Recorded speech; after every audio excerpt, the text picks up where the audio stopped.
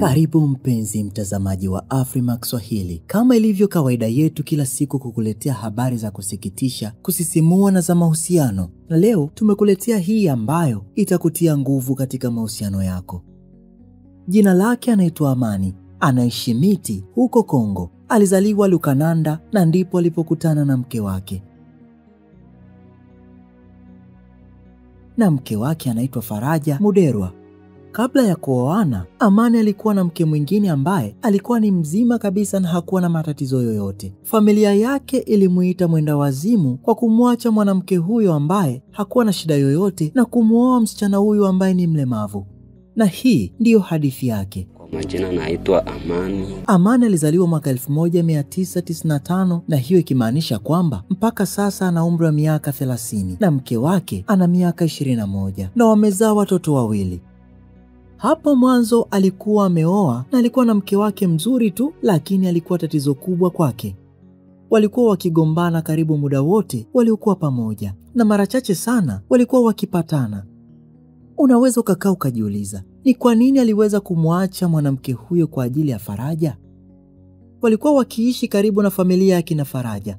Na kwa namna fulani, Amani hakuwa na amani kama jina lake linavyosema. Muda wote akiwa nyumbani kwake ilikuwa ni vurugu tu. Hivyo alikuwa akienda kutumia muda wake kukaa katika familia ya kina Faraja ili kupata utulivu wa akili. Na ndipo hapo walipokutana. Yote yalianza miaka michache iliyopita. Na Faraja alikuwa kama rafiki wa familia yao. Na mwanaume huyu alikuwa akienda mara kwa mara kwa kina Faraja kuwasaidia kazi ambazo zinahitaji nguvu. Na ndipo Faraja akahisi kwamba alipaswa kutoa kitu kama shukrani. Hivyo ndivyo alivyoanza kumfulia Amani nguo na kumsaidia na yeye kazi ndogo ndogo. Mwaka 2015 ndipo walipokutana, na hapo ndipo hisia zao zilipovuka mipaka ya urafiki mpaka kufikia kuwa wapenzi.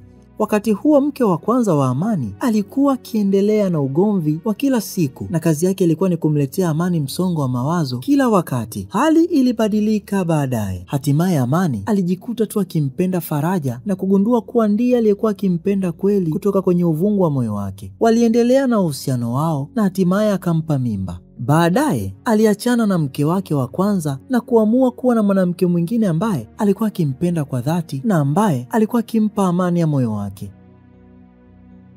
Familia yangu iliposikia kuwa nilikuwa nimemwacha mke wangu wa kwanza na kumuoa huyu Faraja, walishangaa sana na kuniona kama mwenda wazimu, lakini sikukata tamaa. Niliwaambia kuwa ingawa Faraja ni mlemavu, lakini ndiye ninayempenda na ndiye ambaye ninataka kuwa naye kwa sababu ananipa amani ya moyo wangu. Na nikawaambia kwamba yeye pia ni binadamu anayestahili kupendwa na kupenda. Hapo ndipo nilipoamua kuwa upande wake daima. Amani anasema kuwa kuna tofauti kubwa kati ya mke wake wa kwanza na huyu Faraja. Mke wake wa pili ambaye ni Faraja anaridhika na kile kidogo anachokipata, lakini mke wake wa kwanza hakuwahi kuridhika hata kidogo.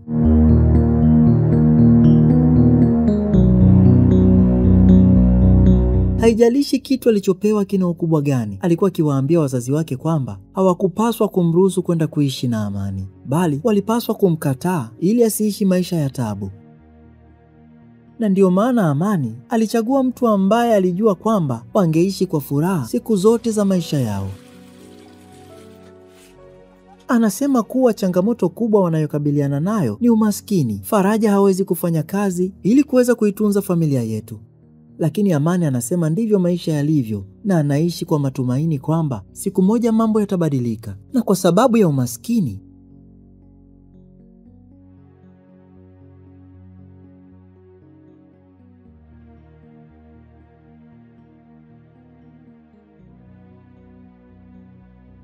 wanaishi pamoja lakini hawajaoana rasmi, na hiyo ni kwa sababu hawawezi kumudu gharama za harusi.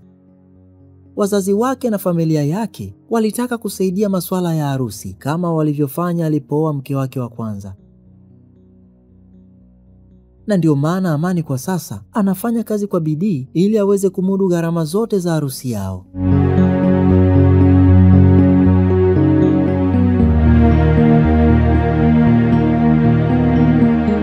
Tulimuuliza kwamba endapo atapata pesa za kufanya harusi hiyo, je, familia yake itakuja kumuunga mkono? Akasema bila shaka watamsaidia kwa sababu hawawezi kumchagulia mke bali ni lazima wakubali uamuzi wake. Amani ana uhakika kwamba ingawa mke wake ni mlemavu, lakini yeye anamchukulia kuwa ni mke bora kuliko wanawake wote duniani. Faraja anasema kuwa wamekaa pamoja kwa miaka 2 sasa. Amani alikuwa jirani yao kwa muda mrefu na siku zote alikuwa akimuona akiwa na mke wake wa kwanza wakigombana kila siku. Hapo ndipo alipoanza kumpenda Amani. Baada ya kuwa kwenye uhusiano kwa mwaka mmoja, alimwomba Amani atafute chumba ili waweze kuishi pamoja, na ndivyo walivyofanya.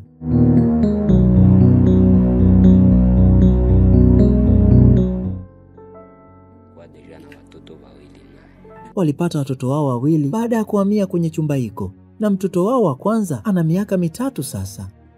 Ingawa watu waliendelea kumcheka na kumkatisha tamaa, jambo hilo lilimfanya awe na hofu sana na kudhani kwamba siku moja atakuja kuachwa na mwanaume wake. Lakini jambo hilo halijawahi kutokea hata siku moja. Amani amekuwa naye pamoja siku zote na hakuwahi kumwacha. Mke wa kwanza wa Amani amekuwa akiongea maneno mengi kwa watu huku akimsema vibaya Faraja, akidai kuwa Faraja alimloga na kumchukulia mume wake. Anasema kwa sababu Amani alikuwa akimpenda sana, hivyo ingekuwa ni ngumu kwa mwanamke mwingine kumtoa mikononi mwake.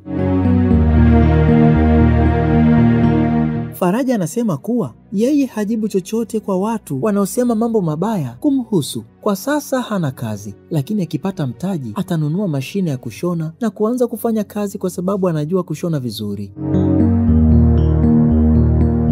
Wazazi wa Amani wameanza kuukubali ukweli kwamba mtoto wao ana mapenzi ya kweli na msichana mlemavu, lakini ndugu zake bado wanapinga uhusiano wao.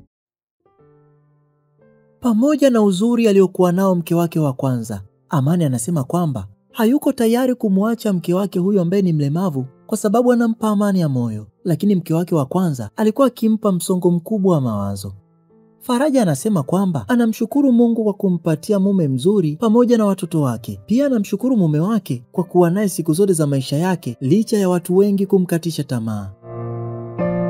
Changamoto kubwa wanayokabiliana nayo ni chakula na kodi ya nyumba. Wanapitia changamoto nyingine nyingi ambazo tukisema tuzitaje muda hautatosha, lakini wanasema kuwa mapenzi yao ndio kila kitu katika maisha yao na wako tayari kupambana pamoja dhidi ya hali yoyote itakayokuja kwa sababu wanajua kwamba wanapendana kwa dhati na hiyo ndio furaha yao.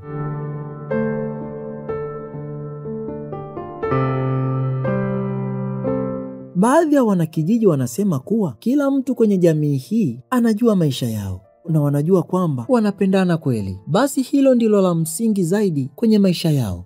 Familia zao zinapaswa kuwaacha waishi kwa amani kwa sababu kinachohitajika kwenye maisha ni upendo, amani na furaha. Amani anawaambia watu wote wanaotazama hadithi yake hii leo kwamba wasichague wenza wao kwa kuzingatia sura au maumbile tu, kwa sababu sura ni nzuri, lakini katika ndoa mambo huwa tofauti kabisa.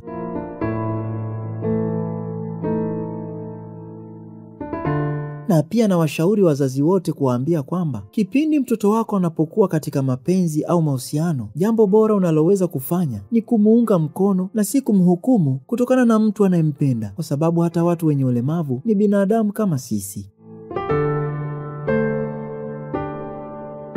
Watu mara nyingi husema mambo mabaya kuhusu mke wake, lakini kila anaposikia habari hizo huwaambia kuwa sababu zinazowafanya wamchukie mke wake ndizo hizo zinazomfanya yeye ampende zaidi. Faraja anawaambia wasichana wote wenye ulemavu wasikate tamaa hata kidogo, kwa sababu hujui kesho yako itakuwaje, na anaamini kwamba endapo utampa Mungu nafasi kubwa kwenye maisha yako, basi ni wazi kwamba atakupa mtu anayekupenda na kukuheshimu pia. Anawaomba pia wazazi wote wenye watoto walemavu wasiwakatie tamaa watoto wao, kwa sababu wanaweza kuwa msaada mkubwa katika familia. Faraja alikuwa akihitaji kununua mashine ya kushona ili aanze kazi na aweze kusaidia vitu mbalimbali katika familia yake. Mpenzi mtazamaji, kutokana na kisa hiki, je, kama wewe ungekuwa ndio mwanaume huyu, ungekubali kuishi katika nyumba ambayo unakosa amani huku ukiwa na msongo wa mawazo kwa sababu tu mke wako ni mzuri na ana shepu, au ungetafuta amani kama alichofanya mwanaume huyu? Na je, kama wewe ni Faraja, ungekabiliana vipi na maneno ambayo watu wamekuwa wakikutupia siku zote kwa kukushutumu kwamba umeiba mume wa mtu? Mpenzi mtazamaji wa Afrimax Swahili, kutokana na kisa hiki tunaona wazi kwamba sura na shepu ni vitu vya mpito tu, lakini mwanamke bora ni yule mwenye tabia njema na kumfanya mume wake ajisikie amani anapokuwa nyumbani. Asante kwa kutazama. Hii ni Afrimax Swahili. Usisahau kusubscribe ili uwe wa kwanza kupata video zetu.